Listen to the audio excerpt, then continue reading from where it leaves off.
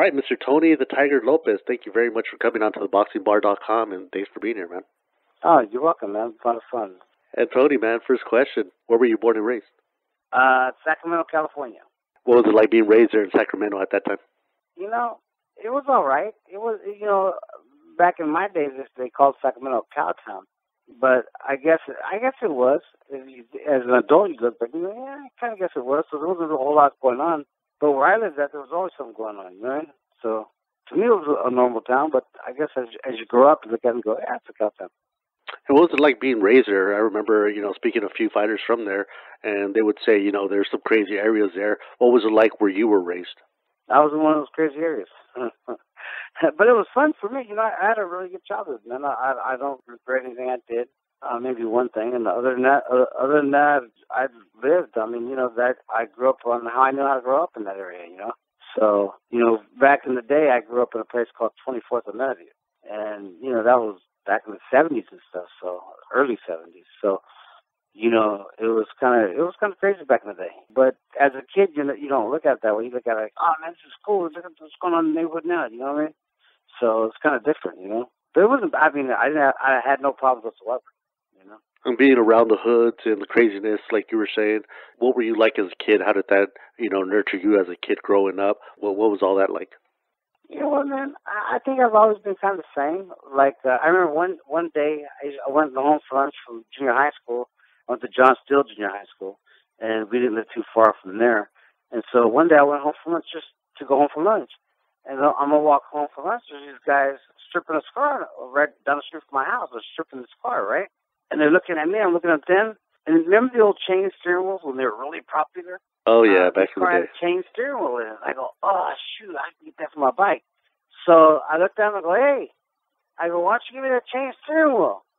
And he looked and he go, okay. And I thought, oh, well, whatever. So I went on to lunch, right? I had lunch, come back. They had it out for me. And I'm assuming it's because they thought I was snitch if they didn't. You know what I mean?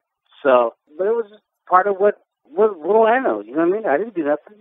Jay, you change too. Sure. That's on them, not me.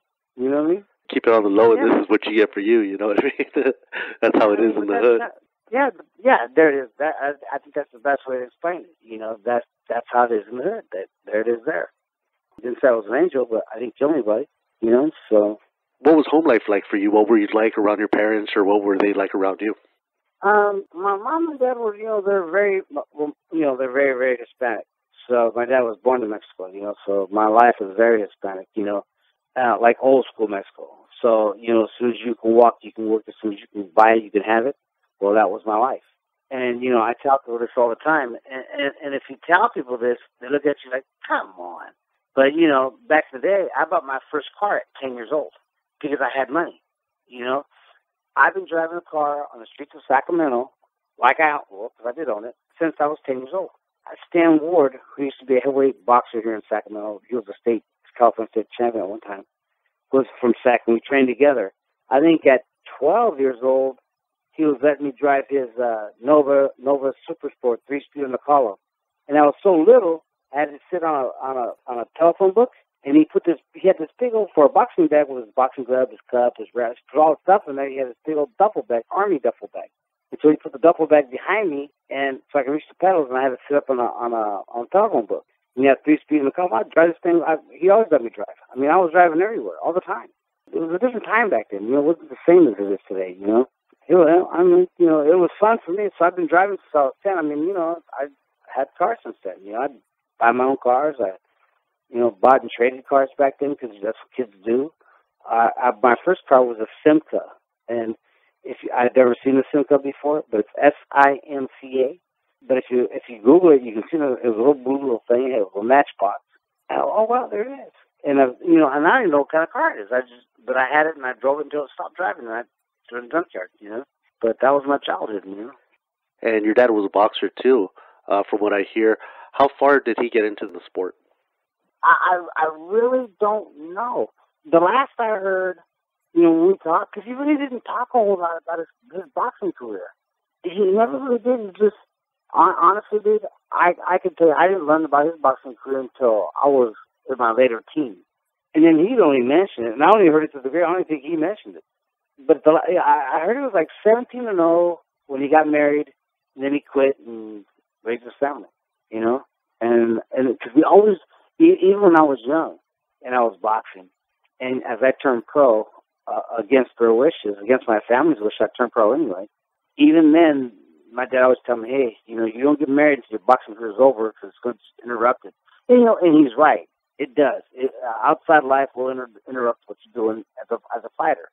And it's just old school ways. And you know what? Sometimes some things need to be left alone, like old school boxing, you know, which people don't train anymore or know how to train anymore. You know, you knew he was a boxer. Maybe you guys used to watch it together as a kid. Did you guys have time like that together? You know what, dude? I've been watching boxing since I can remember. I'm serious. The first house we moved to, I remember watching boxing, was 69th Street. We moved from there when I was 10. And I used to watch boxing years before we moved from there. So I remember watching boxing with my dad. It was only my dad, my brother, and myself. The girls didn't like it. My mom did her thing, you know, and they were always teaming up because that's what they did. And I used to watch Gillette fights, the Friday night Gillette fights. I mean, I remember watching a guy named Mantequilla. What the hell was his name? Mantequilla Napoles. There you go. You know, some of the old fighters, man, the really old, great fighters, and those are how we spent our weekends, you know, back in the day, you know, because we weren't poor, but we were far from rich, so we made do with what we had, you know. So, you know, my mom and dad worked all day. You know, I used to get kicked out of school and sent. I remember I got kicked out of kindergarten one time for punching somebody, and the principal threatened to spank me because that's when the principal could spank you back then, right? Oh yeah. And check this out, dude. Her name was Dolores Dillon, and I went because I was at what's it called, Joseph Bonheim, and I punched this kid. I swear to you, kindergarten, because there's a girl named Denise. I won't say her last name because she's probably still around. But I liked this girl named Denise. And she was the mother inside of we were going to play house. You have the little wooden houses back in the day inside the classroom. And she was going to be mama, so I want to be daddy, you right? And this is in kindergarten. This is real stuff. This is kindergarten. I don't know if I like where this is going, man. No, this isn't go that far. And then so I think he wanted to be dad. So I think he was there first, and I kind of told him no, I was going to do it. So he cried to the teacher and said, you know, Tony's trying to take over. So the teacher said something to me, I said something back, and she sat me down, right? Then I was pissed, dude. So I remember sitting down, I remember looking at him, and I don't remember the reason if he laughed at me or something. So I went up and I got up and I socked him. I went to the principal's office, and Miss Dolores Dillon was a pretty big lady, right? And she pulls out that little thing out of her desk where she says, here, bend over. I'm going, oh, hell no. And she pulls out this wooden paddle with some holes in it.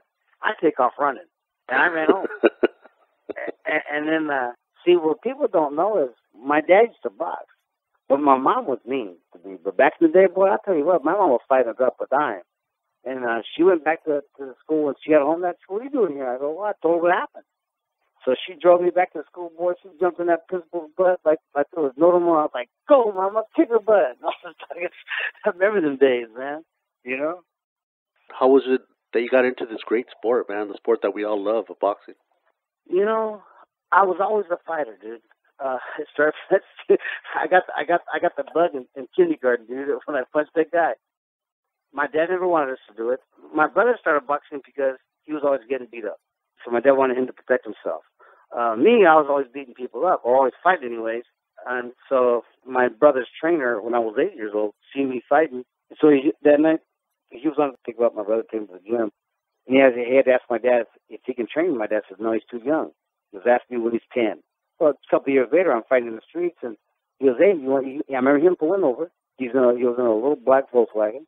He goes, hey, what are you doing?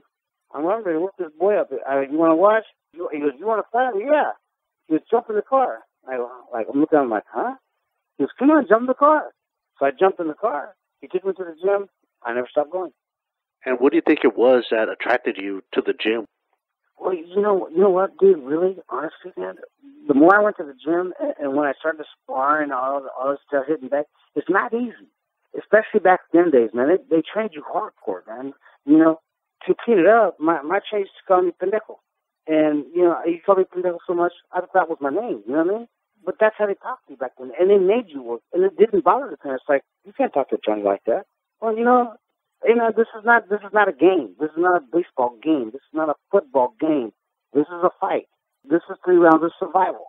This is 3 rounds of being better than someone that's right in front of you that's trained just as hard as you to beat.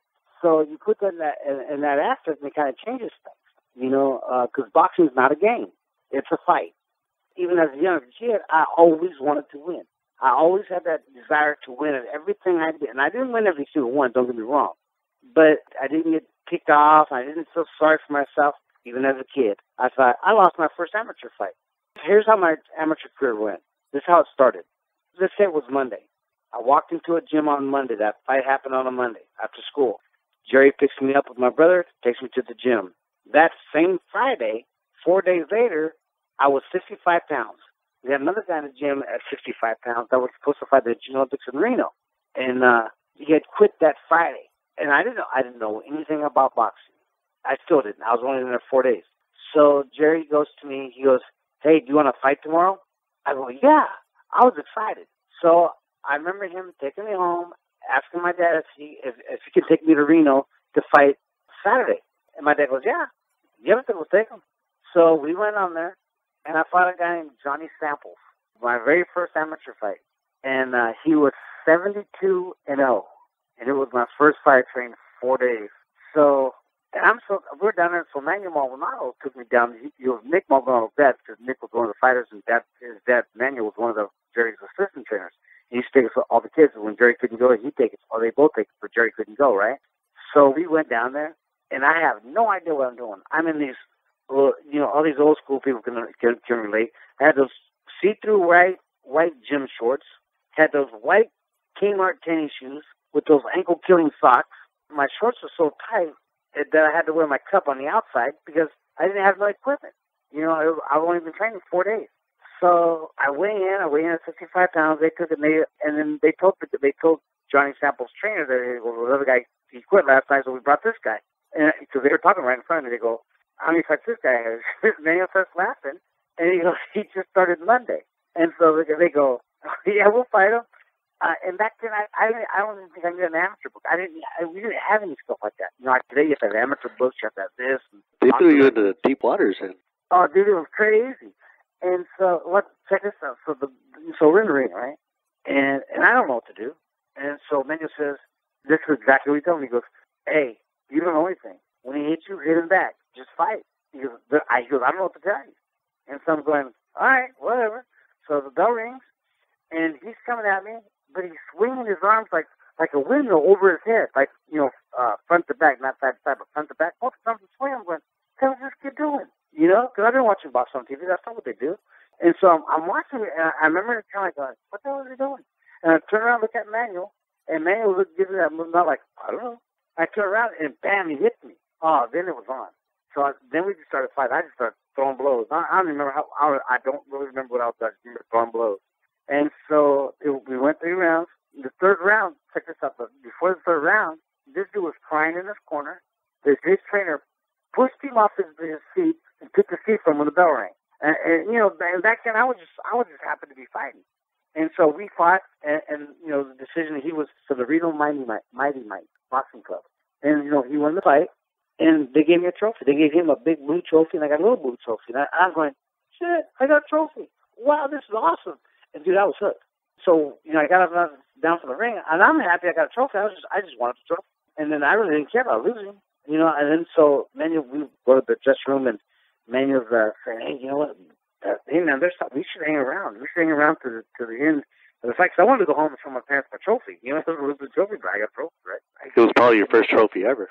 It was, ever in my life. And he goes, "You're not getting another trophy." I go, "Really?" I go, "Really?" He goes, "Yeah, hey, he goes, man, he goes, you did amazing." He goes, "Dude, you've only trained 4 days. You did amazing." He goes, "Let's put it this way.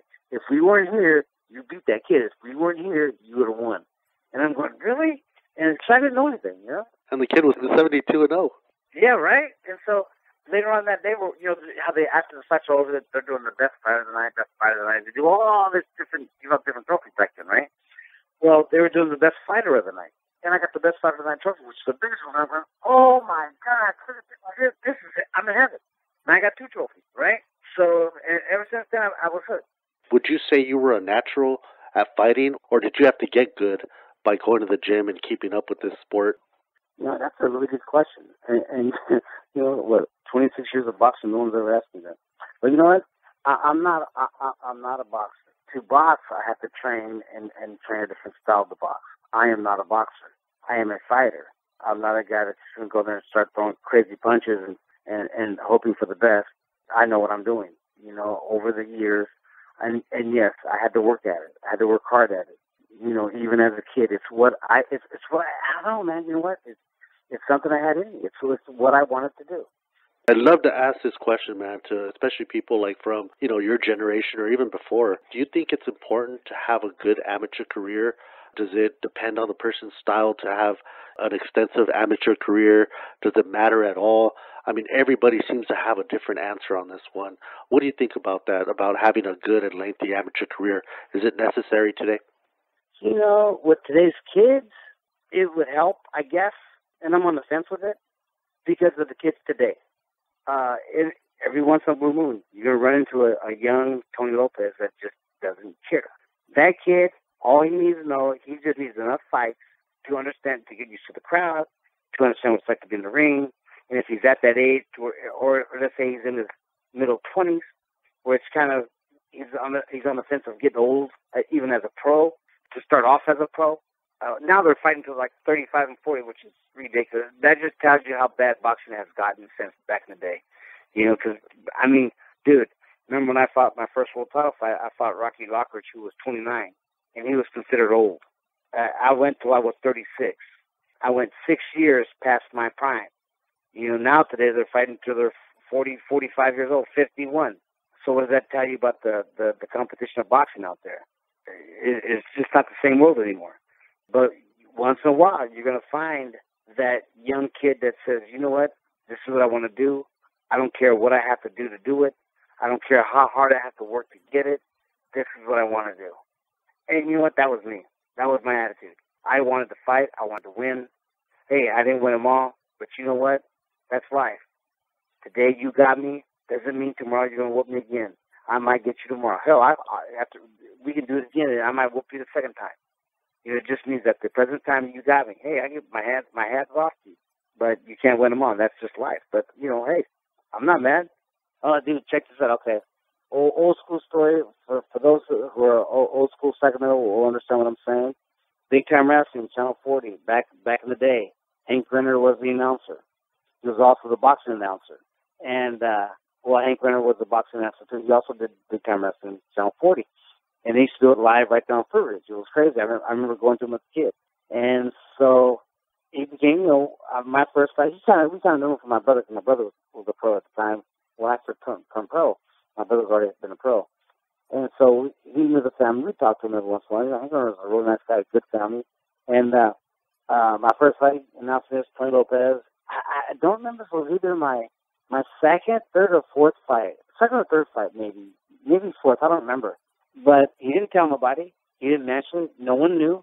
I was in my corner, and he was going, okay, the blue corner from Sacramento, California, 130 pounds, TonyThe Tiger Lopez. I went, oh, crap, that's me. I waved my hand. And then it stuck like glue. Dude, everybody started calling me Tiger after that. Then came the shorts, then came, all the rest of the get up, And then one time, I remember one 10-round fight, I didn't wear it.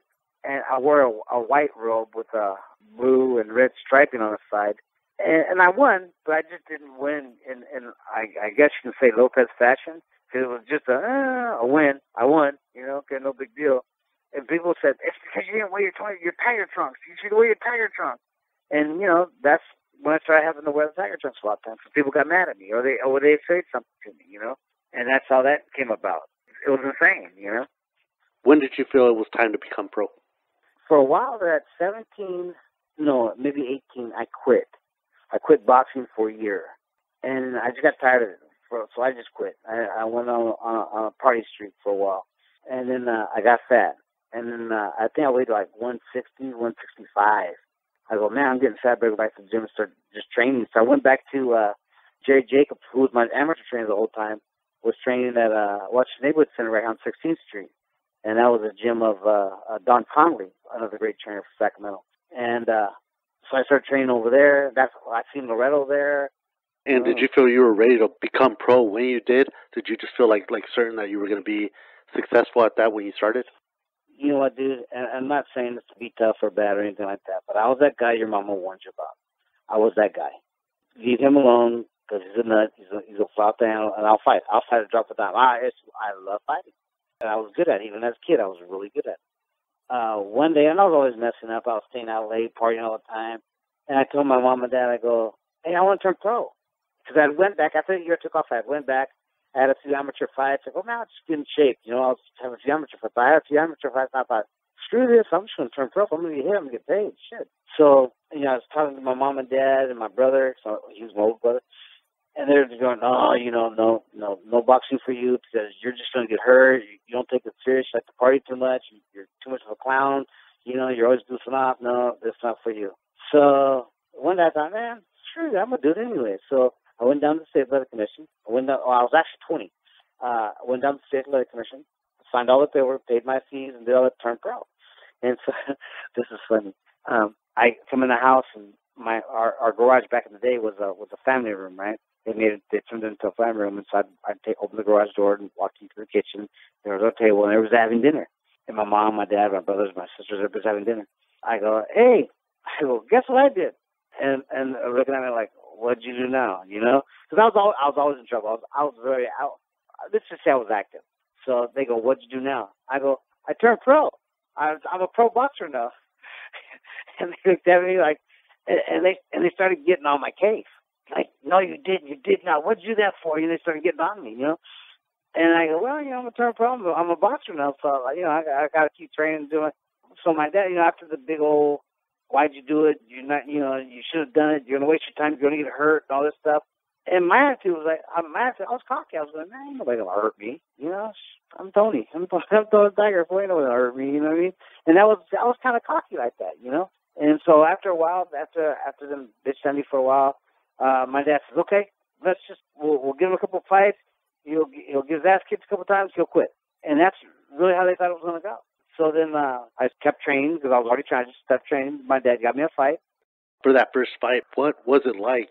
You know, were you nervous in the back before going through the drapes for the first night, you know, for that pro debut against Juan Rodriguez in May 3rd of 1983? You scored a first round knockout, but what were you feeling like in the dressing room that night? Seriously, I had no problems. I mean, I've been through this stuff a million times as an amateur already. It was no big deal. And again, I was cocky, and I deserved everything I got, and I was even more cockier with my family. So I'm very confident in what I do, and I walk around being really cocky sometimes. But with my family, I'm just straight cocky because, you know, my family, they're more mellower than I am. You know, they're a lot more mellower than I am. They've always have been. I've always been that wild child, I guess. And so I remember my first fight. I'm in my brother's dressing room because my brother was fighting the main event that night. And my brother goes, hey, man, you know, I go, and I'm going to go out there and knock this fool out. You know, my brother goes, man, he goes, man, these guys are just like, they're getting paid today. He goes, this ain't the amateurs anymore. They're getting paid. This is what they do for a living. He goes, hey, man, you better make sure you're ready. Man, I'm ready. I'm going to knock this fool out, man. I'm just being me, right? You know, I'm ready to walk out. The jitterbugs and all that crap left in the amateurs. I didn't really get that. I didn't get that for my first world title fight. So I walk out. I think I knocked him out in the first round. And so I knocked him out in the first round. I come back up, and I walk into my brother's dressing room, and I go, that's how it's done. And I'm talking smack, and he goes, man, you just got luck. I go, luck ain't got nothing to do with it, bro. I go, this skill, man. I go, and I kept messing with my brother for a long time. And my brother's more serious than I am. Obviously, everybody knows that if you know me and my brother. And he wanted me to be more chillax, you know, more chill, more relaxed. You know what I mean? And I'm not. That's not me. I also wanted to ask you about, you know, all the fights that you had in Sacramento. I know you fought at the Memorial Auditorium, the historical Memorial Auditorium there in Sacramento. What was it like fighting there in that venue, especially that being your hometown? You know, what was it like for you fighting there? I think Sacramento did, not the people of Sacramento, but I guess the bosses of Sacramento, the people that overlook Sacramento, I think they mess up when they don't use that auditorium. That auditorium, was like, I don't know, Probably, it was probably kind of like the Olympic Auditorium was for LA. yeah, exactly. You know what, dude? I remember fighting in the ring, and the only light on was the four lights over the ring, and as a fighter, you could see the smoke out because everybody smoked back then, and you could see the smoke out in the audience, and it was always packed. And remember, it only holds 2,900 people, but every fight the thing is packed. It's just, you can't even explain the feeling, what it feels like to fight. I couldn't explain it to you. You know, it's just so surreal how the mood was. They turn off all lights, boom, and then your fight's on, and all you have is the ring lights on. You see the smoke out there, you see the people, and you hear this one guy that sat upstairs someplace, and he was at every single fight there was. He must have been a huge boxing fan because he never missed a fight. And while the fight's going on, people are screaming and hollering, and when the crowd went down, he'd yell out, "Hit him in la panza!" I'm going, who in the hell is that? I never knew who he was, but he was at every fight, and he was famous for that. Because when everything got, during the fight, sometimes got quiet, he would yell out, "Hit him in la panza!" This guy's crazy. and I've always wanted to meet that guy. I just never got the chance. I never knew who he was. I mean, but the whole thing of the Memorial Auditorium was just surreal. The Auditorium Club across the street, the bars that were down the street, there were people who ate before the fights, and they went to go have a few cocktails after the fight. I remember being in the Auditorium Club when I was a kid. A little kid, because back in the day it wasn't like as time changed. Once in a while, there wasn't like they had a lot of kids in there, but if a kid popped in, I could have a soda. But, I couldn't, obviously I wouldn't be drinking or nothing like that, but, I had to stay out of certain areas, but, I could just go into a bar and hang out with my dad for once the fight starts at the Memorial, you know what I mean? Those good old days of boxing are gone, man. Ramon Rico, your first loss by DQ in the seventh, there in Sacramento, in your backyard. What was that like, man, to get that first loss by DQ against a guy like Ramon Rico? What do you remember about that fight, and how did that happen, that DQ? Dude, and I'm innocent, bro. I really was. But you know what? Even that night, I wasn't mad. Hey, the Terry Smith's a really good guy. We know the Terry Smith family. We know his family.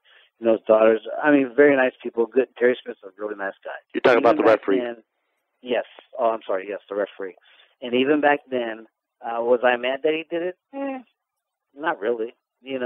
I know I won, so how can I really be mad? My check cleared. You know what I mean? I remember I got into the sport to do what? To make money. Did it put a little mark on my record? Yeah, okay, but that adds charisma. I don't really care because I knew I was winning. Now, even if he was whooping me, I'd be glad that he saw it because he was whooping me. But he thought he'd seen something. And they even showed it on TV. And I don't know how I can see it and nobody else can because nobody else saw it. Because I hit him. He went down to, I guess, his knees, but it looked like he was getting ready to pop back up. So I hit him again. I didn't think he went all the way down. He was getting ready to pop up. Hey, hit him again. So when I did, and I guess I thought his knees were off the ground. And every way you look at it, when you look at the film in slow motion, he made upward movement. And people don't understand, as a fighter, your eyes catch everything. And I caught it. And I see him made an upward movement, so I hit him again. And then, then he went into matter of fact, I think he got an award that year for the Best Academy Award for Best Drama because he went and attacked him, and then his trainer saw him in the corner, stay down, you can't get up, stay down, and so he couldn't get up, and so, like I hit him when his knee was on the canvas, so they disqualified me. And it sounds kind of like what Roy Jones Jr. said about Montel Griffin when he lost his first fight by disqualification, was that he thought Montel was going to spring up and hit him right back, and instinctively he hit him while he was down. So I'm not sure exactly if that's what happened here, but that's from verbally it sounds like from what he said too. Yeah, that's kind of what happened. And then the same result happened. You get a rematch. Roy Jones beat Montel in the first round of the rematch to avenge it. And you won in the second round by KO in this rematch. What do you remember about that second fight, that rematch with Ramos here? I remember going into the second fight with Rico was okay. Well, I've already fought him, so I kind of know what to do now. You know, 'cause when you first even now, I suppose nowadays that when you're fighting preliminaries, you don't know who you're fighting. You don't know if they're left-handed or right-handed. You don't know if they hit hard or not. You don't know a whole lot because you're both just starting off.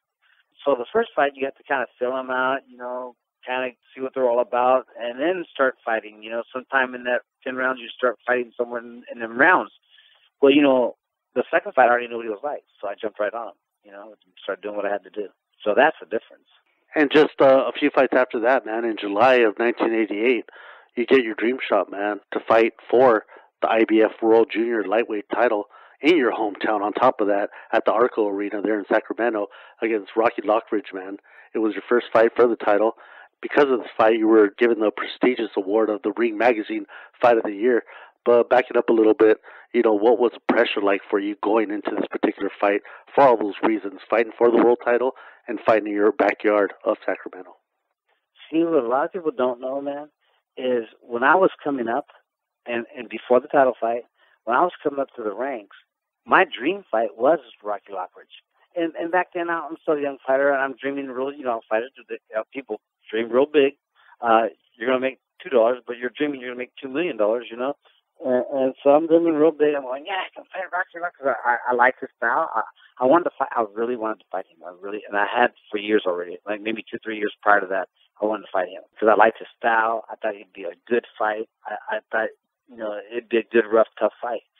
And I've always dreamed. I swear, man, I was dreamed that I'd fight him. And I dreamed I beat him, and you know, my life was fabulous after that. I was a millionaire and all that stuff. But that's me dreaming, right? And then when it finally happened, you know, it was nowhere near what I had in my head. It became a mission, I guess, something I had to do. I got to fight with Rocky Lockridge. Was I happy? Of course, I was ecstatic. I'm going, wow, you know, this is really happening, you know. And then we're training. We're doing all this stuff. We're doing everything for it. I'm training hard. I'm doing everything I had to do. And I remember getting ready for the fight. I remember going to the weigh-ins. I was never nervous. No jitterbugs. Never had jitterbugs. I stopped getting jitterbugs in the amateurs, you know. He was a very nice man, great family man, beautiful wife, nice kids. He was a nice guy, very well educated. I mean, he was a great guy. But, you know, my job was to whoop his butt, you know, so, and that's what I was going to do. And so I remember getting ready for the fight. I remember coming out. Dude, I could tell you the story. But put yourself in my shoes, man. It was so intense.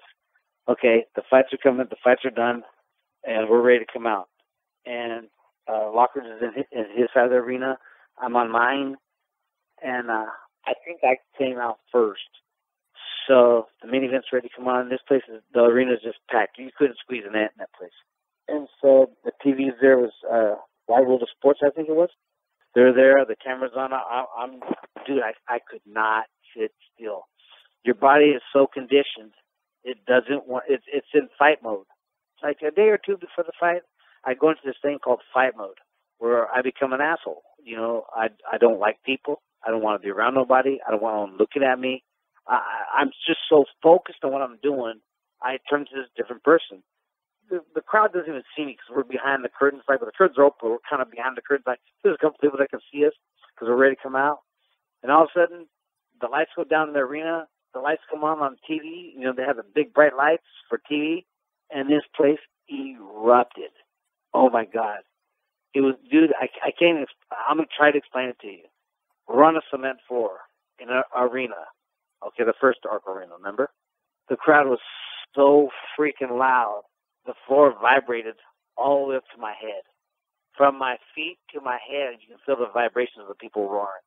It was insane. But that got me going, you know, and then it puts you in a mental state where, you know, it's like, forget this, it's going to happen. Whatever happens today, you know, your whole mindset it gets real solid, like real hardcore. It's like, I'm going to die today. If I don't win, I'm dying today. Today is my day to die. If I die today, I die fight. I can't even really explain it. It's just, you just space out of everything. So we go down to the ring. People are cheering. You know what, dude? I really don't remember people cheering when I'm walking out because I'm so focused on what I'm doing. And then I remember climbing up into the ring. So, like, your mind pretty much filters everything else out. Yeah. I couldn't hear cheers. I couldn't hear nothing. I didn't hear anything. And so I remember him walking out, him walking up to the ring, and him looking over at me. I looked at him like, whatever. But I'm standing in my corner as they're announcing him and they're doing all the announcements. Dude, I could not sit still. For some reason, my body was on fire. It was not hot, but like it wouldn't stop. And because we're in the ring, I'm trying to stand there, but my body wouldn't let me stop moving. I couldn't do it, and I was just ready to. I was ready to fight. It's like an animal. Seriously, you're like an animal, dude. You're ready to attack, and your body's telling you to go get it. And so finally, when the bell rang, that's why I came out. I'm the first one to start jabbing. The bell rang. This fight. It's time to go. It's time to go. And it's unreal, man. You know what? I learned so much more about my body when I was fighting than I ever have.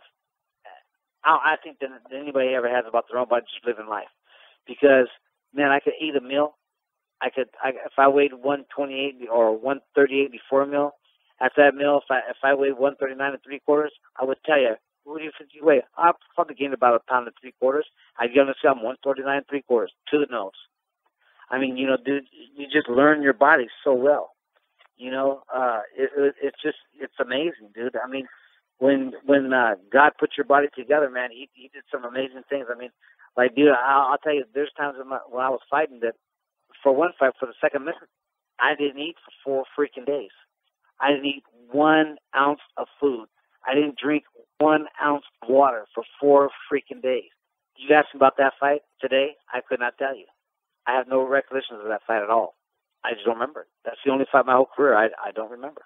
That's the one fight in my whole career I never watched on TV. I never watched a replay of it because I was dead when I got on the scale. I was dead. That's why you think they took the fight. I was over 3/4 of a pound, and they still took the fight. Yeah, we'll take the fight. Well, yeah, because I was dead on the scale. They knew I was dead. But let's put it this way. For as bad as I was for that fight, I heard it was still a really good fight because I don't remember it. I really don't. But I heard it was a good fight. I heard I gave him all he could take, and that's me dead on the scale. And, when you're dead on the scale, you're killing yourself for weeks trying to make a weight. You don't recoup overnight. I'm sorry, it just doesn't happen. That's some dream someone made up. It doesn't happen. If you're not going to, you take 8 weeks out to tune your body to a machine, to a fighting machine, and something happens at the last second, guess what? Your body's not going to recoup in 24 hours. It's just not. And I mean, there's a lot of things that happened in fights that was interesting to me. That's part of, but you don't care. Like even the Lockridge fight, when I got dropped in the first Lockridge fight, he hit me above my left ear, and I've never been hit before in my life, and it felt really, really weird. Like even now, I remember falling. I remember looking down towards the canvas and knew I was falling. I don't remember actually hitting the canvas. I remember rolling over and looking at the lights and thinking, I thought I was still thinking, shit, I better get up. And at the time I said that, I was already up, stumbling backwards. And then, so when the referee said, can you fight? In my mind, when the referee pulled my glove to say fight again, to pull me to the center of the ring to fight, it felt like I stumbled across the ring in my head. And I thought that's what I did until I'd seen that round the next day, and I didn't. I'm going, wow, what a trip, because in my head, I stumbled across the ring. And, for 2 rounds, my head was spinning. Dude, I swear to God, for 2 rounds, my head was spinning. It's like you turn around in a circle real fast, and you get real dizzy like that. That's how I was for 2 rounds after that each round. But even in survival mode, like a lot of people were saying, you were fighting for the next round or two, you were at the same time showing your defensive skills. You were also showing that you could also box too. Even though you were known as a slugger, you had these other things in your arsenal at the same time. So in a way, it brought that out too. Do you remember, feeling that or seeing that in this fight that you did have these other skills for defense and that you were able to box too? Well, what's so funny was everybody throughout my career said I took a lot of shots. I really didn't. You were slipping pretty damn good. Yeah, I've always had good defense. I've always had good defense. Jerry Jacobs was a defensive trainer. It was attack while you're moving your head. He always tells us the name of the game is to hit, not be hit. So we're going to get hit as little as possible, and we're knocking the block off. While you're attacking. And it was kind of a weird punch, dude. It caught me right over my ear on my left side of my head. It caught me right over the ear. And then and it was kind of a grazing punch. It wasn't even a solid on the ear. It was like a grazing punch. It was just weird. That's what you call a lucky punch, because to me, for no reason whatsoever should have made me do that. But for some crazy reason, it did. And then when I remember getting up, I'm seriously thinking in my head, I remember thinking this right now, like I'm in the fight that day. I'm thinking, shit, I better start punching before he thinks I'm hurt, which I was. Because I was still, remember, my world was still spinning. It really, really was. It's like if you spin around in a circle real fast and you stand and you like that, that's exactly how I felt for 2 rounds after that. And then he had me on the ropes for a while. He hit me a few good shots then. Man, you know what? See, that's just me. I was never afraid to take a shot. And you know what? Sometimes, yeah, I'll take one to give one. Yeah, okay. I've been known for that. Yeah, sometimes in some fights, yeah, that's true. I'll take one. Yeah, dude, handle. Let's get it on. Let's do this. I'm not afraid to take a shot. I've been hit every day of my life. The fight finishes. The decision was announced that you won. I'm sure Rocky probably said, "Hey, you know what? I thought I won since I dropped him," and he probably thought he won every round after that. What did you think of the decision? What did you think of you winning the world title? I mean, you were announced as the new world champion, the IBF world champion. What did you think of that whole moment, man? That whole moment of excitement? And you know what's so funny? Is I'm telling you, man, the announcer, watch that fight, listen to the 10th round announcing, and the guy says, "Hey, it looks like Tony's getting his legs back." And I want to say that was Gil Clancy that said that. Yeah, and I swear to you, I promise you, I remember that fight like it was yesterday. That's the exact time when my head started coming back to normal. When he said it, and I was fighting, so I just knew it. And I'm going, wow, what a trip, because he got me right at the same time I felt I was coming back. But if that fight was on the radio, I don't care what anybody says, I should have lost that fight unanimously. Because if you listen to the commentators, you know what I mean? He'd give me a bone once in a while. He'll throw me a bone once in a while, but the majority of it was, oh, and Rocky's doing this, and Rocky's doing that, and Tony's not really doing this much. I'm thinking, well, shit, if I'm not doing this much, how come he got 52 stitches in his face? That's true. And on top of that, everybody thought you were winning up until where you got knocked down in the 8th. And even after that, I think 10th or 11th, you made a pretty good count of yourself for probably one of those rounds. And, that tells it all, that you won more than half the rounds. Yeah, I don't think Rocky had a problem with it. Oh, I know he did, because I talked to him afterwards. And, I know he knew it was the right decision. It wasn't there was no way in the world he beat me, that's for sure. And so you get this accolade, man, of being the best fight of that year, 1988, which isn't an easy thing to do. I mean, come on, how many people do you know have won the fight of the year, the Ring Magazine fight of the year? What do you remember about getting that accolade? You know what, dude? It was exciting for me. There's a few exciting points in my life, man. Obviously winning the world title was one, and that only lasted for like maybe, I swear, man, that only lasted for maybe, let's say, an hour and a half.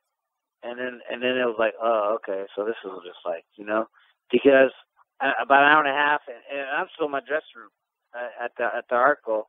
But an hour and a half later, you're all that hype is going away. Your body's coming back down to normal, and guess what starts to happen? You start getting sore. You're going, oh crap, this hurts. Oh my God, my head hurts, my back hurts, my feet hurt, my arms hurt, my legs hurt. Everything starts to hurt. So we went to Fuddruckers afterwards, right? After the fight, because we were having an after-fight party. And then so we were there, and dude, after about maybe an hour and a half, I couldn't take it anymore. I had to go. I was sore, dude. I couldn't move because you expended your body so bad in 12 rounds. I couldn't move, because my body cooled off, And now all the soreness is starting to stick in, and it's starting to hurt real bad. And, my muscles are aching, and my bottom of my feet are aching. I mean, everything just ached, And it was, the sign of a fight that I was just in, And so after about an hour and a half of Fuddruckers, man, I took off. I left, What was it like waking up with that belt next to your bed, man? You're what you've been working for all these years. What was it like waking up to that? It's so crazy. Well, I didn't get to take it home because he kept it. They made me a new one. He got the trophy one.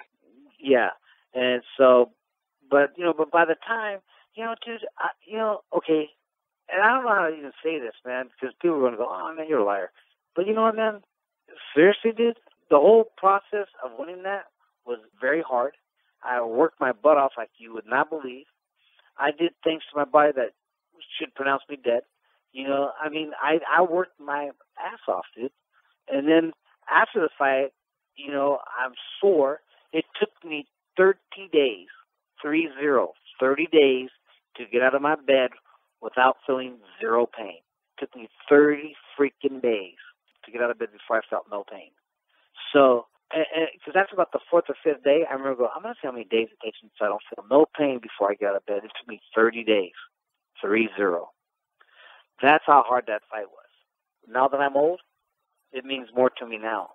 I was Northern California's first world champion in history. I'm only the fifth person in history to win the title from whom he lost it to. We held the indoor gate arena for all sporting events in the state of California when I fought Jorge Piedra. We held that for a few years. Then they built the bigger arena in LA and they beat that. So I've done a lot of stuff, where I can go back and go, hey man, that was pretty cool. Now I can look back and think that was pretty cool. But while you're doing it, you don't really care. I didn't come out for the acclimates. I came out to do two things: win, fight, and make money. And then my life was happening around my career.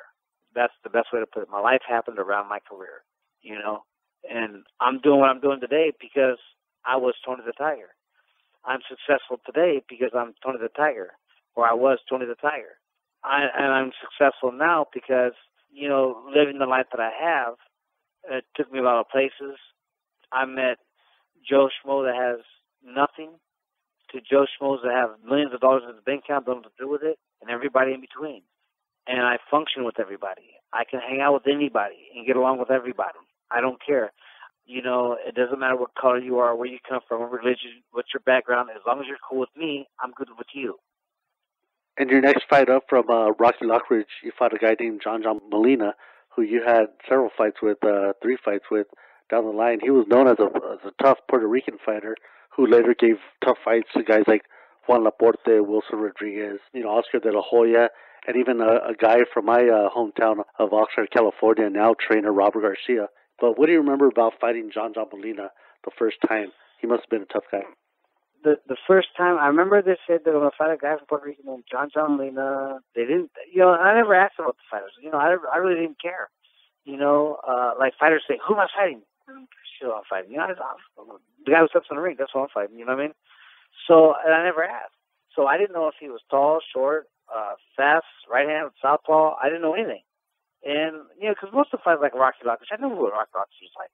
There was a few fighters that I already knew what they were like because I watched them fight on TV. I was watching them. Some guys I didn't know, my trainers might have known. They might have trained me for how he fights, but for me, visually seeing him fight, I've never saw him fight before. Hell, I didn't know John Molina who he was. And then, let me tell you something, dude. This kid had more resilience. Oh my goodness, dude! I would hit this fool, and he wouldn't go down. I would hurt him. And like me in the Lockridge fight, how I was moving my head when he had me on the ropes that one time and making him miss a lot, man, he could do that. And he had me miss with some big punches.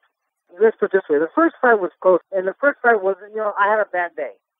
I had a bad day at the office. It really was. No taking nothing from him because he's a great fighter. Taking nothing from him. He's a great fighter. But I had a bad day at the office. So did I perform as expected? Of course I didn't. I had a bad day, So they said, I won the fight. I still thought I won. I don't think I won by a big margin in Lopez fashion, but, I won. I was a champion. He didn't do enough to take it from me. I did enough to keep it. Let's put that. That's a good scenario of it. And down the line, you fight Lockridge again, give him a rematch, and then you fight Molina again, drop a loss to him by 10th round TKO. What do you remember about that fight there at the Arco Arena in that second fight with Molina? Well, you know what? A lot of people don't know is and he didn't do it on purpose. We were fighting. It was in the second round, and I know he didn't do it on purpose because he was just throwing a punch, but he threw a left foot, and I wasn't under it. Came right back up. But when he brought his arm back, his elbow caught me right on my eyeball, and he was pulling it back. And when it went back, it hit my eyeball, and your eyeball's in a socket. So I had all your muscle tissue had nowhere to go. So it blew a hole in my socket. So all the muscle tissue behind my eye blew a hole in my eye socket. So my eye instantly swelled. We didn't know this at the time, but so I went back to the corner. It was the end of the second round. I came out the third round, and I already can't see. I already couldn't see a damn thing, and out of my right eye. And so the third round, I get a cut over my left eye. So now I got blood in my left eye. I can't see zero out of my right eye, and I'm trying to fight. And so the referee comes to my corner, and then and this is crazy. This is really crazy, man. I'm sitting in the corner, and my eye just hurts. Oh my God, it hurts. So if you ever had a blown out eye socket, well, that's what I had. I had a blown out eye socket, and I'm sitting there, going, but I'm not going to quit. I'm thinking, I'm not quitting, you know. So the referee comes to my corner, he goes, "How many fingers am I holding?" And I couldn't see. So they were still wiping the blood on my eye, and I couldn't see anything on my right eye. But little Tony, he was one of my assistant trainers, was down on the floor, right? He tapped me on my leg 3 times. And dude, we never practiced it. We never even said anything like that. But he tapped my leg 3 times, and I go, 3. And that's what it was. That's why he tapped my leg. And he goes, "Okay, you can continue." And so I go out there, and there was rounds in that fight, like the 4th and 5th and like the middle rounds, where I'm going, dude, you can stop this fight at any given time, and I won't be mad, I promise. You know, because this guy was hit. I mean, he hit me so much, I thought the referee was hitting, you know. But I kept thinking, man, I got a puncher's chance. I can get lucky, because I could not see him at all. And the only way I can tell him from the referee in some parts of the fight was because the referee had a blue shirt on and he was in skin, and that's all I could really see is either a tainted skin color or a tainted blue color. But it was real blurry because the blood was in my eye, you know. And then finally, in the 10th round, when the referee stopped the fight, he, you know, in actuality, on all the scorecards, I won the 10th round, you know, because he was tired of kicking my butt. And I actually won the 10th round. And I was actually feeling pretty good. You know, even taking the massive butt whooping I took, I was still feeling pretty good. So I'm bouncing around, and he hits me with the 2 jabs. I just never saw him. I can't see. I never saw him.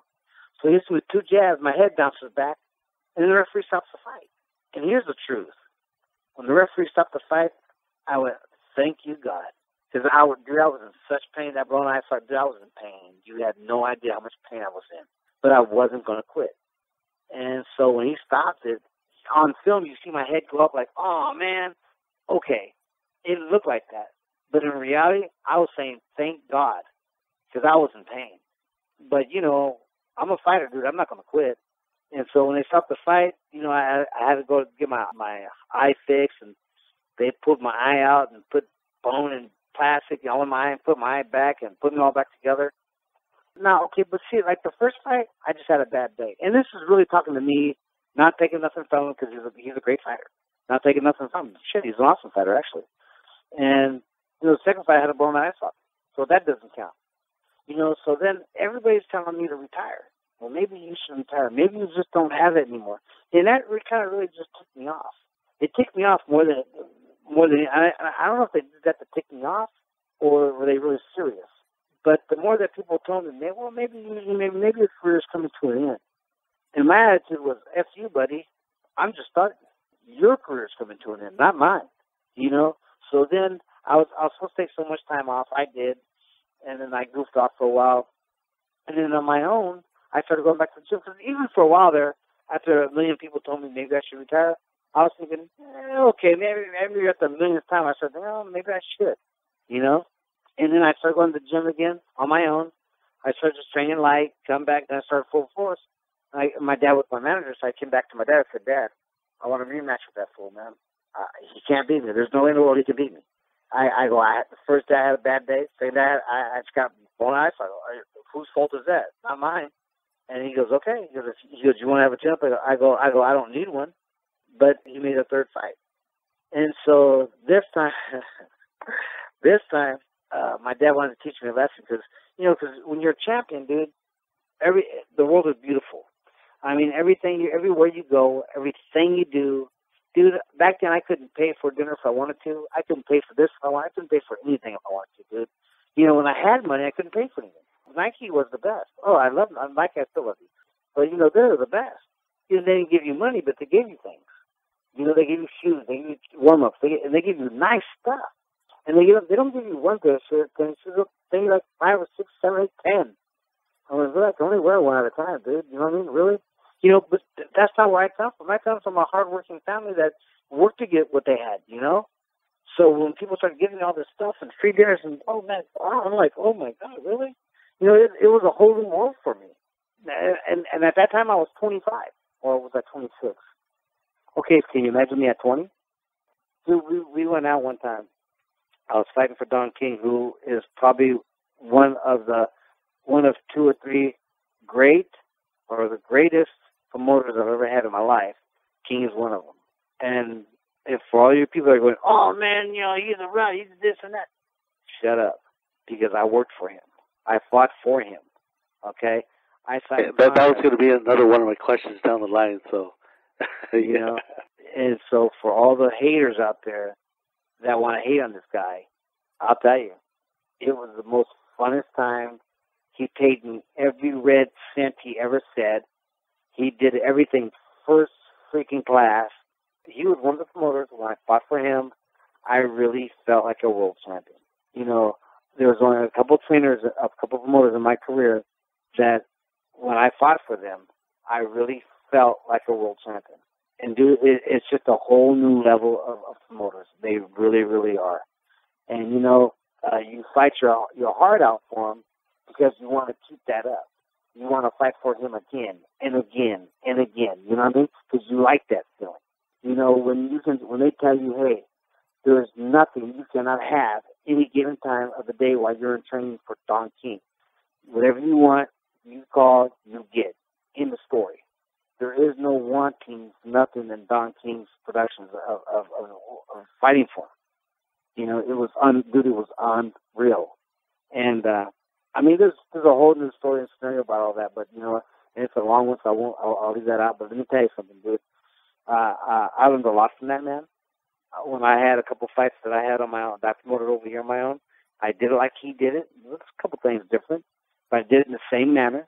I had great fights. The people loved the fight. They were awesome. Dude, they were awesome fights because I learned from him. I learned how to do some things that he did. You take what you can use and throw the rest away. So I took to what I could use. And you know what, dude? It's awesome. I don't know about anybody else is doing it. It's none of my business. I really don't care. I'm telling you how I dealt with him and how it came out for me. Awesome. Paid me every last cent. He paid me more than anybody else was willing to pay me at that time. And that time we really didn't make nothing to what they're making now, But he goes, oh yeah. He goes, I've already signed him here. You put how much you want to make. This is. I'll pay you as little as nothing, as much as this much. If you put down, here's 5 contracts. You put down how much you want to make. Dude, really? He goes, yeah, I signed them. I'm really? You serious? Okay, max. Hey, here, have my attorney read it. Yeah, sign them here. Okay, I signed them. Yeah, paid me every real rest cent he just said was going to pay me. He was going to pay me.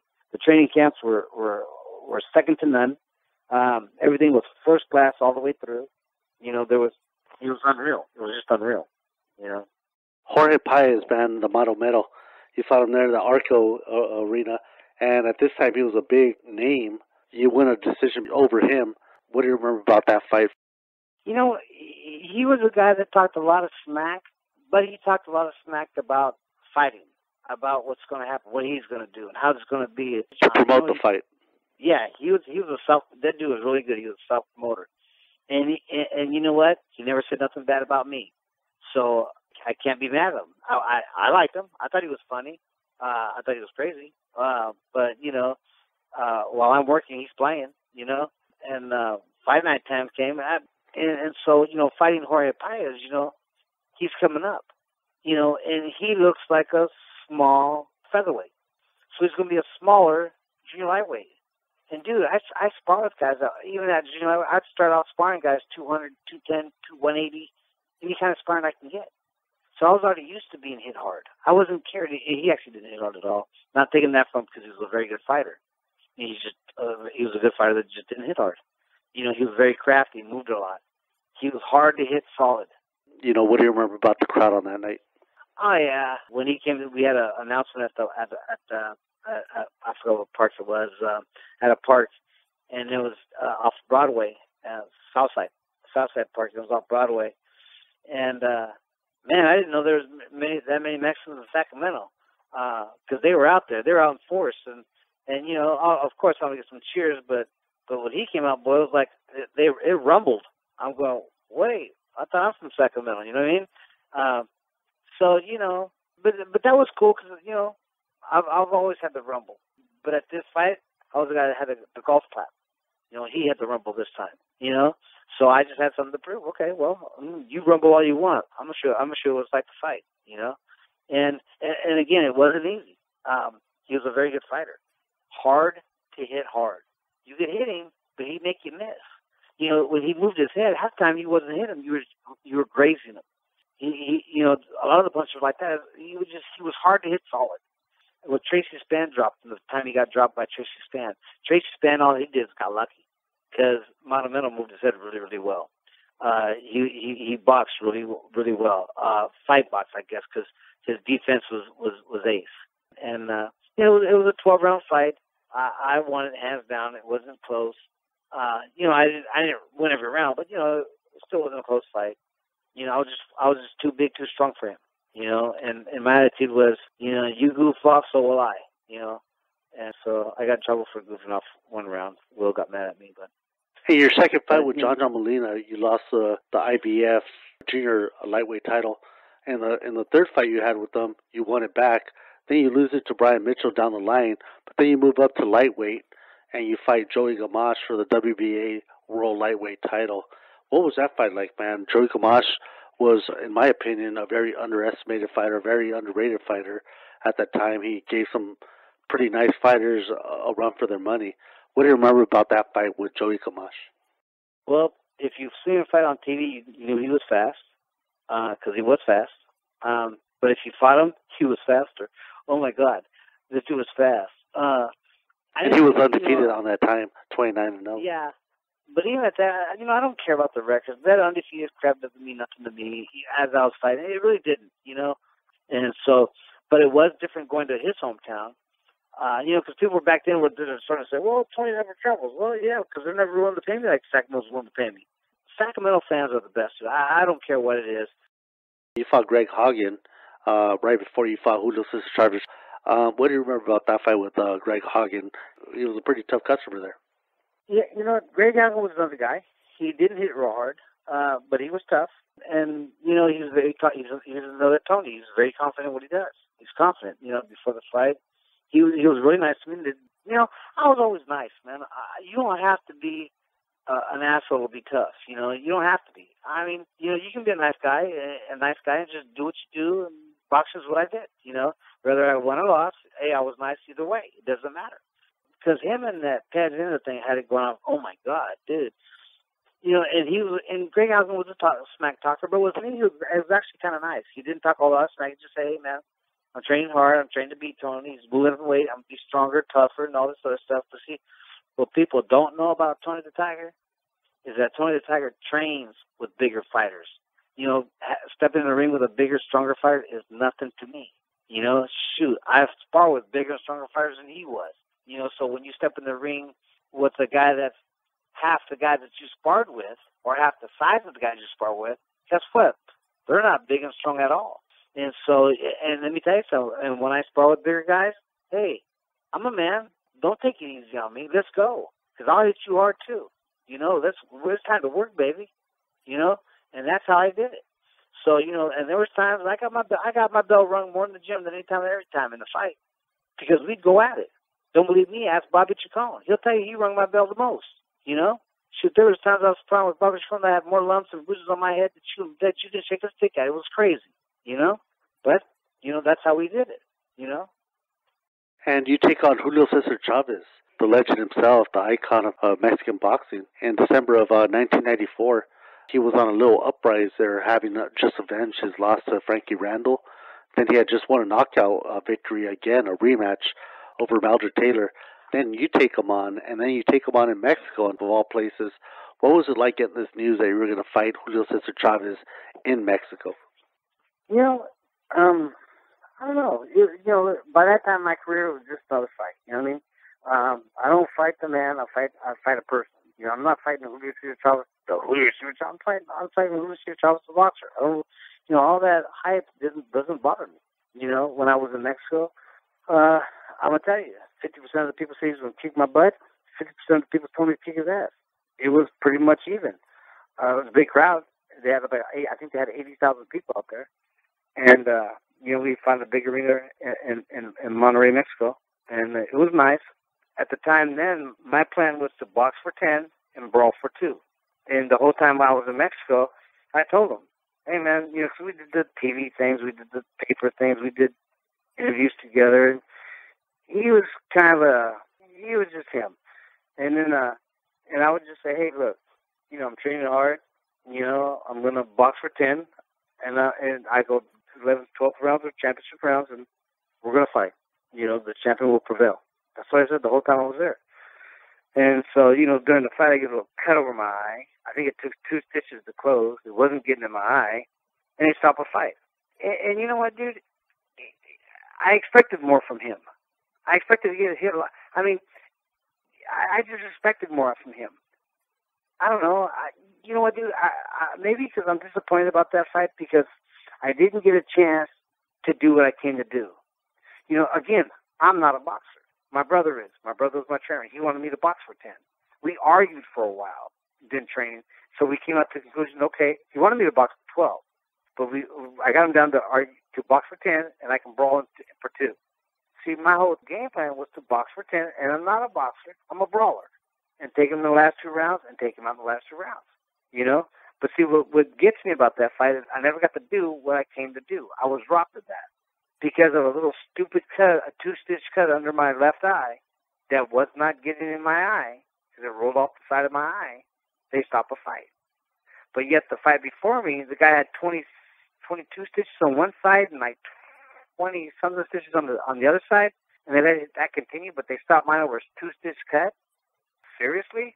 And there's a lot to that fight that people don't know about. It really doesn't matter. Like, for instance, he never made the weight. Do you think that bothers me? Hell no, I don't care. He could weigh 10 pounds more. I don't care. It doesn't matter. At that time, dude, again, I'm sparring with guys that are weighing 200. You think I'm worried about a guy that weighs 150, 155? Hell no. I don't care. He could weigh 200. I don't care. At this point in time of the game, what advantages does he have? He has no advantages. What advantages can you make? That's what it's all about.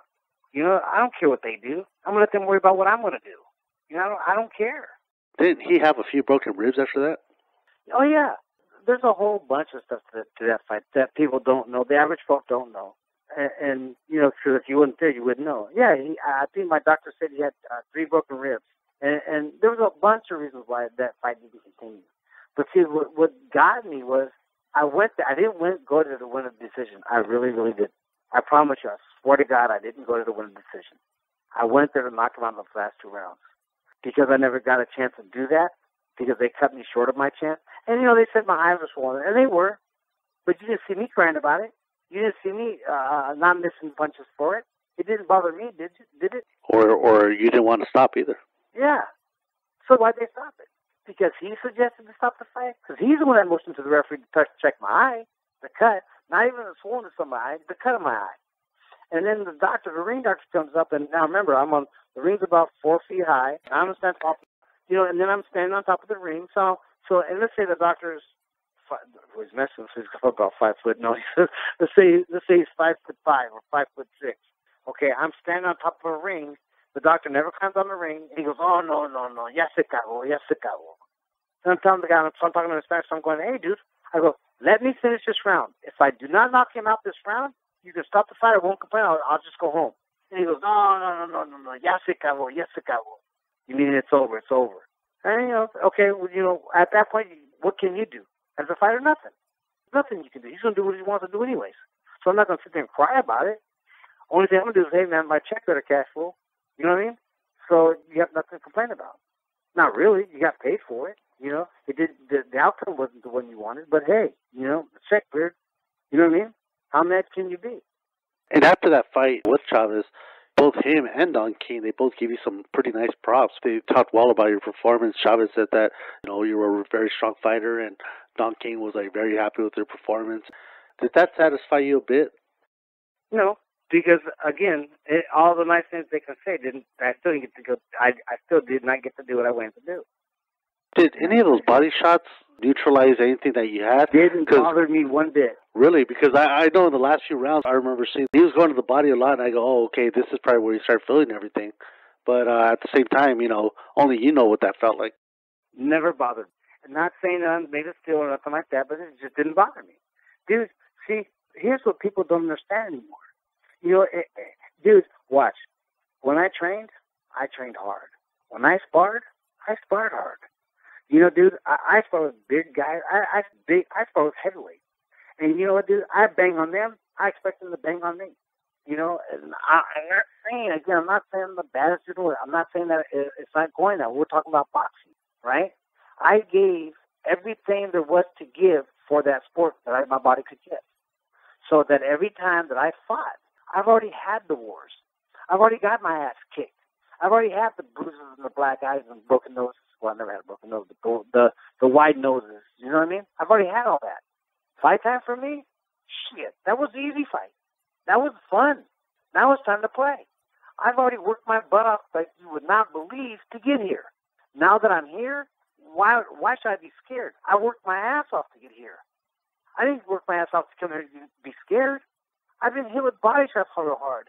You know, you learn to protect against. Once you get hit with a body shot real hard, guess what? Guess what you'll do? Been hit with a body shot that remotely even bothered me. Again, I'm not saying I'm bad, but I'm saying I'm stupid. That's what I'm saying. I learned that in the gym. I learned how to deflect against that in the gym. I learned how to block body shots in the gym. So when he threw a body shot, it's not that my stomach wasn't. I'm not sitting running around the ring with, breathing normally. I'm breathing like a fighter because that's what fighters are supposed to breathe. Oh, for your trainers that don't know, yeah, there's a way to have your fighters to breathe while they're fighting so they don't take a body shot and get dropped because they don't know that shit either. But that's a real box. That's old school boxing. So when I fought, every minute of those 3 minutes of every round, I had a hard stomach. My stomach was on hard all the time. So if you hit me, you never caught me relaxing. You know, you didn't catch me breathing in because I did my breathing when you wasn't near me, or breathing in when you wasn't near me. I breathed with my body harder when I was near you. When I moved around or you moved around is when I started breathing when you couldn't reach me. That's what fighters do. That's true. And after this fight, about 9 months later, 8 months later, whatever it might have been, you fight another great fighter named Freddie Pendleton, and lose a fight on that one, and then you fight for another few years, and then retire in 1999. At what point did you realize, hey, you know what, it's time for me to hang him up? You know what, dude? I mean, there's circumstances that, like, towards the end, you know what, dude? I was a spoiled brat, and I was. I was a sissy, I guess. I wanted things certain ways. If I didn't know it, I'd throw a fit. I go, I don't know, like a little baby. And it just got uninteresting to me. And so, I made a pact, told my dad and some other people, when I start to lose it, because fighters never see it, when I start to lose it, just let me know when it's time to let it go, and I'll let it go. Because we're the last ones to see it. And, even the last fight that I fought, I lost. I got dropped, and they stopped. I got back up, but they stopped the fight. And even that day, the day before the fight, it even happened, I should have never lost that fight. There was no way in the world that kid could beat me if I was normal. But, the circumstances was all that. I mean, no excuses. There was just a lot of circumstances that happened. And, I didn't get to train good. I didn't get nothing. I was overweight. I mean, it was just stupid. I had a chance to pull out, but I was so tired of trying to fight to make the weight and starve myself. I said, no, screw it. Let's fight anyways. I mean, there was a lot of circumstances behind that last fight. That kid, he should have never beat me, When he did, I thought, you know what? I'm done. Our truth to the game was, the next fight I lose the fight before I get another title fight, because that was the winner of that fight got a title fight. And I told myself on my comeback show, and I told myself, if I can't get another title fight, if I lose before I get another title fight, I'm done. So I lost, and I was done. I had to be true to myself, I don't know. You just got to be true to yourself, Party's over. You're bringing up Bobby Chacon a little bit ago, and you always said he was one of your heroes. What do you remember about him? What do you remember about his career? And why was he one of your heroes? Well, you know what, man? I think it just came out that way. Him being one of my favorite fighters. I like his style, obviously. And he hit really hard. He had this jackhammer-looking hooks to the body that were harder than crap. He was very heavy-handed.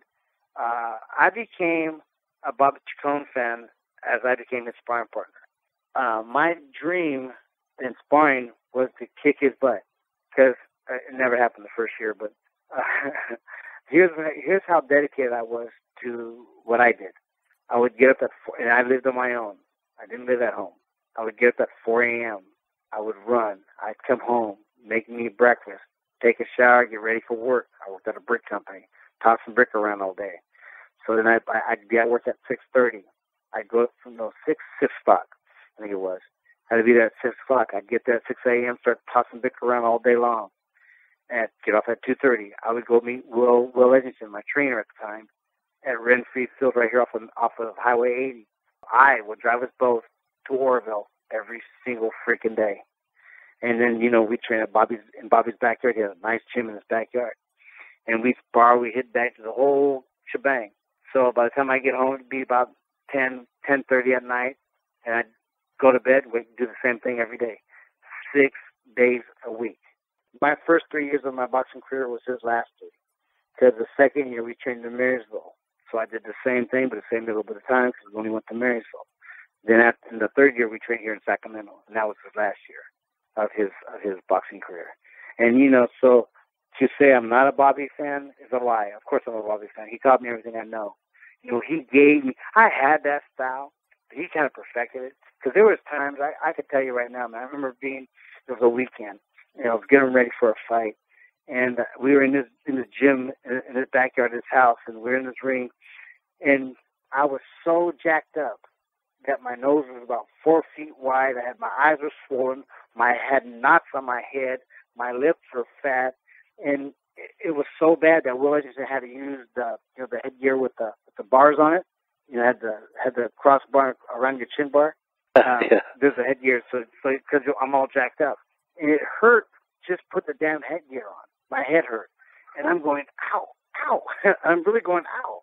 And Chacon's in the corner. He's kicking his feet and throwing his gloves down like he always does. And he looks at me while I'm saying, ow. I just happen to catch his eye. And he's looking at me, kind of like shook his head in like a no way kind of manner, just like shaking his head no, and put his head down and just kept on kicking his feet. But see, as a young kid, I just took that kind of like an insult. And so in my head, I thought to myself, F this. I'm going to keep coming back till I kick the living crap out of him. And I'm going to come back every damn day until I do it. Well, it didn't happen that year. In the second year, it only happened maybe 50% of the time. But you can see the change, the turn in them.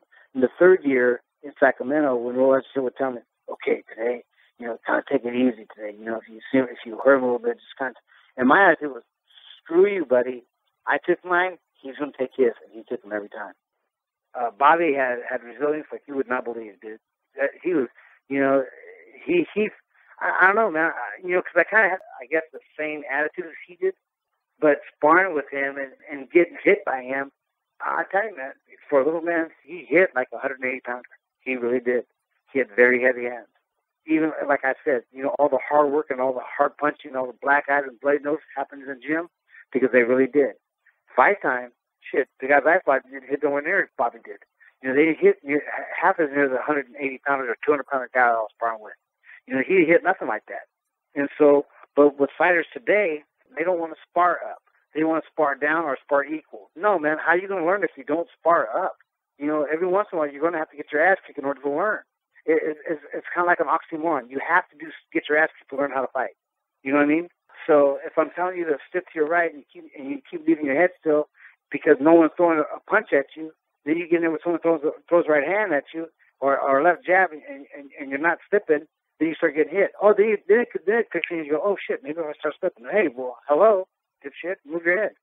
And in the last few years, Tony, you've not only been inducted into the California Boxing Hall of Fame, but you've also been inducted to the California Sports Hall of Fame in 2011. What do these awards mean to you personally for your achievements, or just for you personally and professionally? What does that mean to you? They're accolades, and it's always fun. They're always good to have. I'm sure you're glad I have them. And dude, to me, it's like a nice guy. Like Sacramento Sports Hall of Fame's coming up, right? You have Reto Garza, a couple of boxers that's going inside, and it's very exciting. I'm excited. I think I'm more excited for them getting inducted than I was. For me, it's like people are thanking me for the hard work that I put in. That's exactly what it is. But for a while now, like if me and you're walking down the street and someone says, hey, TonyThe, how you doing, champ? To me, that's an accolade to things that I've done. That's that guy saying, hey, man, thank you, TonyThe, man. I appreciate that. Thank you. And that's sometimes that's all we really need. You know what I mean? and it makes me feel good. It really does. You know, just somebody going, "Hey, TonyThe, good fight, man. Remember, man, good luck. That's doing well, man."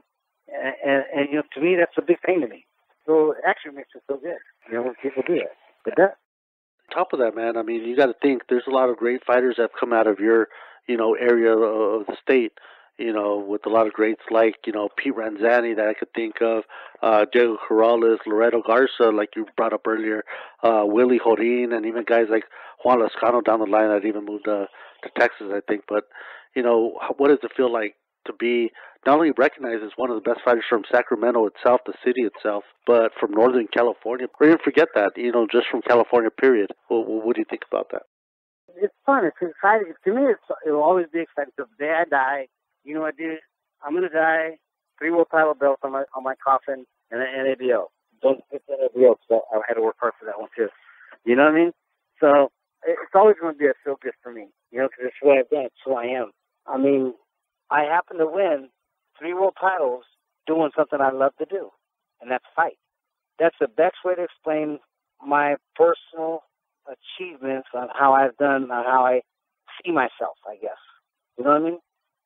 Tony, you've also done some pretty nice things there around your local community there. You've done things for charity.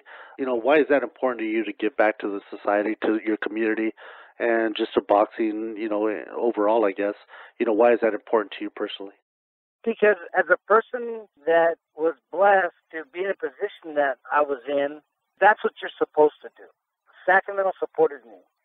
So what am I supposed to do? Get a big head and not support anything of Sacramento? No. That means you got to be able to give back. Give back means to give back because they've already gave you something. They gave you support. They supported me my whole career. They supported me. Because of their support, today I'm TonyThe Tiger. Because of their support, today I own TonyThe Tiger Belmont, and I'm successful. Because of their support, I am who I am.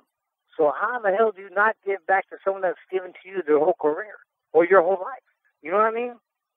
Now you have a successful, bail bond business now, TonyThe Tiger bail bonds. And unfortunately, man, not a lot of fighters from your era or before or even now or after you, have something to lean back on, especially fighters, from even like Rocky Lockridge, man. He was living off of the streets for a while until he got help from people like the Retired Boxing Foundation, stuff like that. And I hope he's doing all right. Do you think about stuff like that sometimes, how you were blessed and how things fell in place for you? Unlike people like before you and after you, and even you brought up Bobby Chacon, and he was on tough times too. Do you think about things like that? How you did come up, and at least you're successful and you're content with how you're living right now? Oh, of course. I think about it more than what you could think. I've been blessed. I've been lucky. I saw a little bit of everything. I think my upbringing, because of how I was brought up and the way my parents did their things and how I was treated as a kid, made me smarter, made me better, made me... The stuff my dad told me as a kid, like in school, because he knew I liked to fight, he said, as long as you don't ever start a fight, he goes, you won't get in trouble. He goes, but if you start a fight and you come home, I'm going to kick your butt when you get home. He goes, you won't ever start a fight. So I never did that. I never picked on anybody. I always defended the ones that couldn't defend themselves. Because that's the way I was brought up, And if it wasn't for boxing, where do you think you would have ended up? Prison, without a doubt, without a hesitation. I was a nutcase. Boxing has done a lot for me. It's changed my ways of thinking. Don't get me wrong. When I go bounty hunting, it can get interesting sometimes. And like I tell people, hey, man, look, just because I'm smiling behind death doesn't mean I ain't a punk when I come out and get you. There's a difference there. Just don't get them confused. I'm a businessman. I'm always a businessman. But when I come out looking for you, because, you ever try kicking open a door?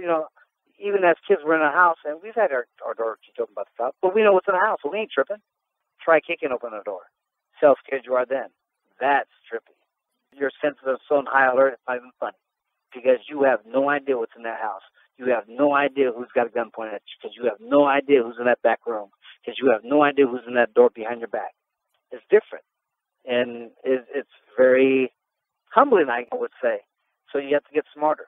You know what I mean? So, I don't know. It's a business that I chose. So does it keep me on my toes? Oh, yeah. It does. But it's fun. I still enjoy it. I love it. I wouldn't trade it for the world. It's what I do. What do you think of boxing today compared to during your times? You can't. There's no comparison. You get online, and I'll talk once in a while about fights online, like on Facebook and boxing pages. And there's a lot of daydreamers, there's a lot of talk about stuff that doesn't make no sense at all. Like, why would you even say that? Why would you even bring up that stupid conversation? That's a waste of time. I don't even, once I see it, what about Hagler or Mayweather? Put Hagler at a young age, man, shut up. Really. If you want to test my boxing knowledge, give me something to test it. Don't say, what about Mayweather and a Hagler? What about Mayweather and Thomas Hearns? Really? Dude, you're talking about two different eras. Mayweather's Mayweather because he's not fighting in the 70s and 80s and 90s. Pac-Man's Pac-Man because he's not fighting in the 70s and 80s and 90s. Tony, with so much research that's been done on athletes, especially in contact sports like boxing and football, whatever, the long-term effects that happen to boxers, do you ever feel any of that, like aches and pains from your boxing career or, headaches and stuff like that? Do you ever feel any of that, like now that your whole boxing career is over with? I have a little arthritis in my elbow and in my two wrists, but I have a cream for it, so it takes away for like months at a time. I got in a couple car accidents afterwards, so my headaches are from my car accidents, so they're not from boxing. Other than my elbows, and I have a bad memory. I'm doing a study right now in Vegas for 5 years where they're studying the brain on fighters, on how bad they get after they retire. They're talking about new fighters. They're talking to quite a few fighters. But do you still qualify for that, even though, like you said, it might have been a car accident that might have led to that? I mean, is that still like, I was doing the study before the car accident, so they're still doing it anyway. I mean, they have their first, and like he said, like the doctor said, he goes, one car accident isn't really going to, if you have a lot of damage, it's not going to be for one car accident. It's going to be for numerous car accidents. Like that's what they're trying to do. How bad do you get from all the blows you take, and why do people differ? Why do some fighters get it and some fighters don't? Why do some fighters do this and some fighters don't? That's what they're studying it for. And Tony, even though you're going to be around for another 100 years, man, once it's all said and done, man, how do you want to be remembered to people, to the boxing fans, or to what I call the 3 big Fs? Your fans, your family, your friends. How do you want to be remembered? Okay, to the fans, I want to be remembered as a fighter that fought anybody and everybody and fought, did not run. Win, lose or draw, I left with my head held high. To my family, I want to be remembered as a member of the family. I'm me no matter what. I mean, if I'm wearing a belt, I'm me. If I don't have a belt, I'm just me. And to my friends, I'm probably the best friend you'll ever have if you are my friend. If you're an associate, you should have been a friend. You know what I mean? Because I'm a really good friend. I'm one of them friends that will go out of their way for people. Not because I have to, but because I want to. Because that's what friends are for. I'm also that guy that will get involved. I'm not meaning I'm the baddest guy in the world, and it doesn't always have to be in a fight, but it could be anything. But what's right is right, what's wrong is wrong. And I'll speak up. I'm not shy about that. So that's me.